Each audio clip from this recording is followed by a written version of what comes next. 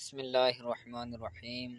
الحمدللہ ہمارا رسول اللہ صلی اللہ علیہ وسلم کی سیرت کے حوالے سے اسباق چل رہے تھے، اور گزشتہ سبق کے اندر ہم نے سرکار صلی اللہ علیہ وسلم کی ولادت کے حوالے سے سماعت کیا تھا۔ تو آج حضور پر نور صلی اللہ علیہ وسلم کے بچپن کا جو حصہ تھا زندگی کا، آج اس حوالے سے پڑھیں گے۔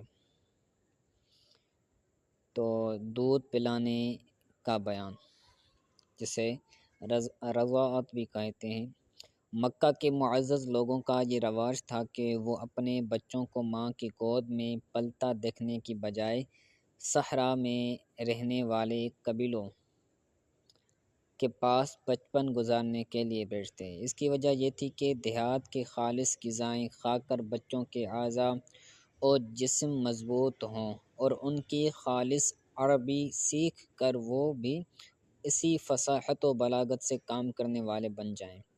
اسی وجہ سے اللہ کے آخری نبی صلی اللہ علیہ وسلم کو حضرت حلیمہ سعدیہ کے رضی اللہ تعالیٰ عنہا کے سپرد کیا گیا۔ ان کا تعلق قبیلہ بنو سعد سے تھا۔ ٹھیک ہے، بنو سعد کے حوالے سے نیچے حاشیے میں لکھا ہوا ہے، تو وہ بھی پڑھ لیجئے گا۔ جو بنی حوازن کی ایک شاخ تھا، یہ قبیلہ عربیت اور فصاحت میں اپنا جواب نہیں رکھتا تھا۔ حضرت حلیمہ سعدیہ اپنے قبیلے کی خواتین کے ساتھ مکہ میں بچے کو رضاعت پر لینے کے لیے آئیں۔ حضرت حلیمہ کی قسمت کا ستارہ اپنے عروج پر تھا کہ آپ کو 2 سال تک دودھ پلانے کی آپ صلی اللہ علیہ وسلم کو 2 سال تک دودھ پلانے کی سعادت ان کے حصے میں آئی۔ ٹھیک ہے، تو اس پیراگراف کے اندر حضرت بی بی حلیمہ رضی اللہ تعالیٰ عنہ کے حوالے سے بیان ہے کہ آپ نے نبی کریم صلی اللہ علیہ وسلم کو 2 سال دودھ پلایا، اور حضرت حلیمہ سعدیہ نبی کریم صلی اللہ علیہ وسلم کی رضائی ماں تھی۔ دودھ پلانے کی برکتیں۔ بعض روایات کے مطابق بی بی حلیمہ کے علاوہ مزید 6 خوش قسمت خواتین نے آقا کریم صلی اللہ علیہ وسلم کو دودھ پلانے کا شرف حاصل کیا۔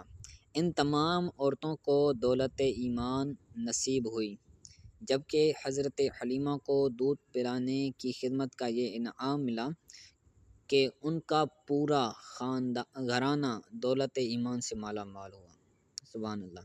حضرت حلیمہ کے شوہر حضرت حارث رضی اللہ تعالیٰ عنہ صاحبزادے عبداللہ بن حارث اور 2 صاحبزادیاں انیسہ بنت حارث اور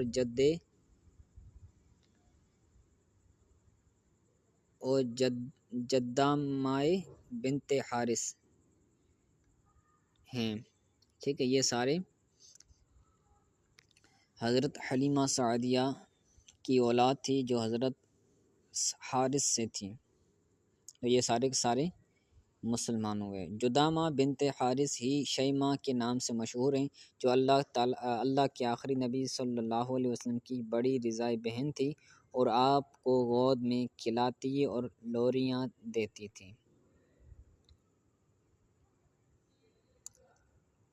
ٹھیک ہے، یہ نقشے سے ملاحظہ کریں، یہ مکہ ہے، مکہ کے بعد طائف آتا ہے، اور طائف کے بعد بنو سعد کا قبیلہ ہے۔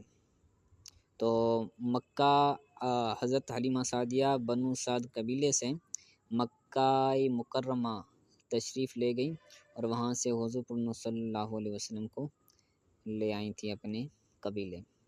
بچپن کے واقعات اور برکات۔ حضرت حلیمہ سعدیہ رضی اللہ تعالیٰ عنہ جب اللہ کے آخری نبی صلی اللہ علیہ وسلم کو لینے کے لیے آپ کی مکان عالی شان پر پہنچی تو فرماتی ہیں کہ میں نے دیکھا کہ آپ سفید کپڑے میں لپٹے ہوئے تھے، اور آپ کے پاس خوشبوئیں اٹھ رہی تھیں۔ سبز رنگ کا ریشمی کپڑا نیچے بچھا ہوا ہے، پیٹھ کے بل آرام فرما رہے ہیں۔ میں نے آہستہ سے قریب ہو کر اپنے ہاتھوں پر اٹھا کر اپنے آپ کے سینہ مبارک پر ہاتھ رکھا تو آپ مسکرانے لگے، اپنے سرمگی آنکھوں کھول دیں اور مجھے دیکھنے لگے۔ میں نے محسوس کیا کہ ان آنکھوں سے انوار نکل رہے ہیں اور آسمان کو چھو رہے ہیں۔ بے اختیار ہو کر میں نے آپ کی دونوں آنکھوں کے درمیان بوسہ لیا اور آپ کو اپنے سینے سے لگایا۔ جب آپ صلی اللہ علیہ وسلم دودھ پلانے بیٹھی تو نبوت کی برکتیں ظاہر ہونے لگیں۔ خدا کی شان کہ حضرت حلیمہ رضی اللہ تعالی عنہا کے اس قدر دودھ بڑھ گیا کہ آپ اور آپ کی رضائی بھائی حضرت عبداللہ بن حارث نے خوب پیٹ بھر کے دودھ پیا اور دونوں آرام سے سو گئے۔ رسول اللہ صلی اللہ علیہ وسلم اپنی رضائی والدہ کا صرف ایک طرف سے دودھ پیتے، دوسری طرف سے وہ پلانا بھی چاہتی تب بھی نوش نہ فرماتے کہ وہ بھائی کا حصہ تھا۔ یہ اس بات کا اشارہ تھا کہ عدل و انصاف کا بول بالا کریں گے۔ آپ کی برکت سے حضرت حلیمہ کی لاغر اونٹنی جو دودھ سے خالی تھی ان میں بھی خوب دودھ آ گیا۔ حضرت حلیمہ رضی اللہ تعالی عنہا کے شوہر نے اس کا دودھ دوہا اور دونوں میاں بیوی نے خوب سیر ہو کر دودھ پیا اور وہ رات بڑی راحت و سکون کے ساتھ بسر کی اور رات بھر میٹھی نیند کے مزے لوٹتے رہے۔ جب بیدار ہوئے تو حضرت حلیمہ رضی اللہ تعالی عنہا کے شوہر حضرت حارث بن عبد العزیٰ کہنے لگے، حلیمہ تم بڑا ہی مبارک بچہ لائی ہو۔ حضرت حلیمہ رضی اللہ تعالی عنہا نے کہا کہ واقعی مجھے بھی یہی امید ہے کہ یہ بچہ بڑا بابرکت ہے اور خدا کی رحمت بن کر ہمیں ملا ہے۔ ان قریب ہمارا گھر خیر و برکت سے بھر جائے گا۔ ٹھیک ہے، حلیمہ سعدیہ کے گھر کے آثار جہاں حضور صلی اللہ علیہ وسلم کا مبارک بچپن گزرا۔ سبحان اللہ۔ ٹھیک ہے، حضرت حلیمہ سعدیہ رضی اللہ تعالیٰ عنہ فرماتی ہیں کہ جب ہم رسول اللہ صلی اللہ علیہ وسلم کو لے کر مکہ شریف سے اپنے گاؤں کی طرف روانہ ہوئی تو میرا وہی خچر جو پہلے کمزور تھا، خچر گدھے سے بڑا اور گھوڑے سے چھوٹا ہوتا ہے اور بار برداری سواری کے کام آتا ہے، یعنی جو وزن کے اعتبار سے زیادہ ہو چیز اس کو اٹھانے کے لیے خچر کو استعمال کیا جاتا ہے۔ ٹھیک ہے، جو پہلے کمزوری کی وجہ سے قافلے والوں سے پیچھے رہ جاتا تھا اب اس قدر تیز چلنے لگا کہ کوئی دوسری سواری اس کے مقابلہ نہ کر سکتی۔ ٹھیک ہے، یہ حضور پر نور صلی اللہ علیہ وسلم کی برکتیں تھیں جو حضرت حلیمہ سعدیہ رضی اللہ تعالیٰ عنہا کو اور آپ کے خاندان کو مل رہی تھی۔ ٹھیک ہے، آگے کہتے ہیں بچپن کی کچھ پیاری ادائیں۔ اللہ کے آخری نبی صلی اللہ علیہ وسلم جب سے حضرت حلیمہ سعدیہ رضی اللہ تعالیٰ عنہا کے پاس آئے ان کے جانور بڑھنے لگے، ان کی عزت میں اضافہ ہوا اور خیر و برکت نصیب ہونے لگی۔ جب تک آپ وہاں رہے بی بی حلیمہ کا گھر خیر و برکت سے بھرا رہا، دن بدن ان انعامات اور برکات میں اضافہ ہوتا رہا اور وہ خوشحالی کی زندگی بسر کرنے لگے۔ حضرت حلیمہ سعدیہ رضی اللہ تعالی عنہا فرماتی ہیں، دودھ پینے کی عمر میں آپ کی دیکھ بھال میں بہت آرام تھا۔ آپ دوسرے بچوں کی طرح نہ چیختے چلاتے اور نہ روتے۔ 2 ماہ کی عمر میں آپ گھٹنوں کے بل چلنے لگے، 2 ماہ کی عمر میں اٹھ کر کھڑے ہونے لگے، 4 ماہ کی عمر میں دیوار کے ساتھ ہاتھ رکھ کر ہر طرف چلا کرتے، 5 ماہ کی عمر میں چلنے پھرنے کی پوری قوت حاصل کر چکے تھے، 8 ماہ کی عمر میں یوں کلام فرماتے کہ بات اچھی طرح سمجھ میں آ جاتی، 9 ماہ کی عمر میں فصیح باتیں کرنا شروع فرما دیں۔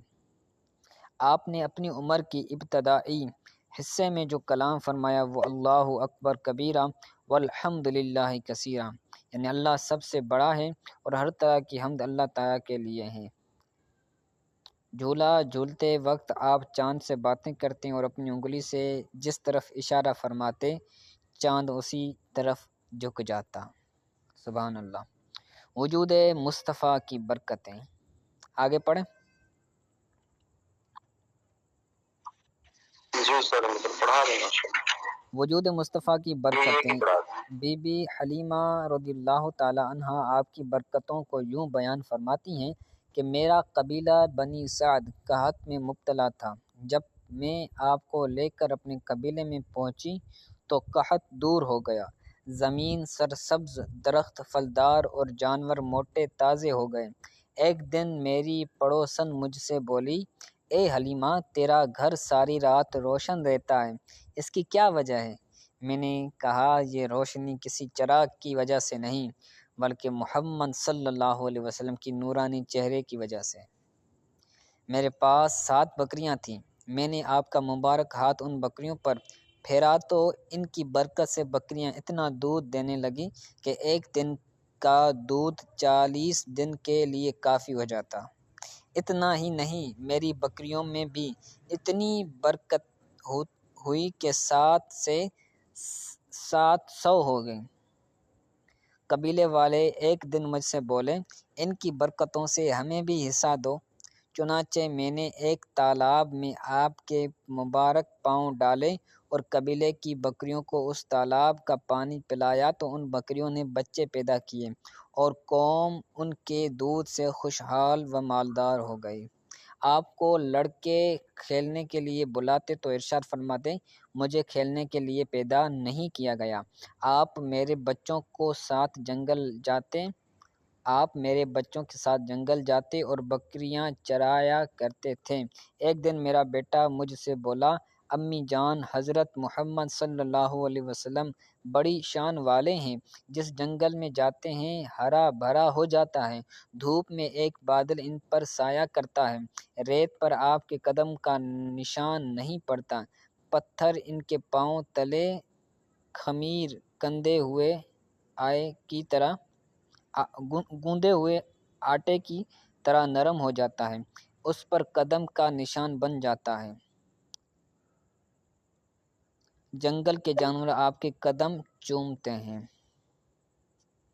ٹھیک ہے، یہ بھی پڑھ لیتے ہیں، یہ بھی تھوڑا سا ہے تو اس کو پڑھ لیجئے گا۔ اور یہ حضور صلی اللہ علیہ وسلم کی وجہ سے آپ رضی اللہ تعالیٰ عنہ کی کتنی برکتیں اور کتنی رحمتیں تھیں، بندہ جب پڑھتا ہے تو ایمان بھی تازہ ہوتی ہے اور حضور کی محبت بھی بڑھتی ہے۔ تو آپ بھی یاد کیجئے، انشاءاللہ تعالیٰ آپ سے کل پوچھا جائے گا۔ سبق کے حوالے سے جو کچھ سمجھ نہ آیا ہو تو کوئی بات پوچھ لیں۔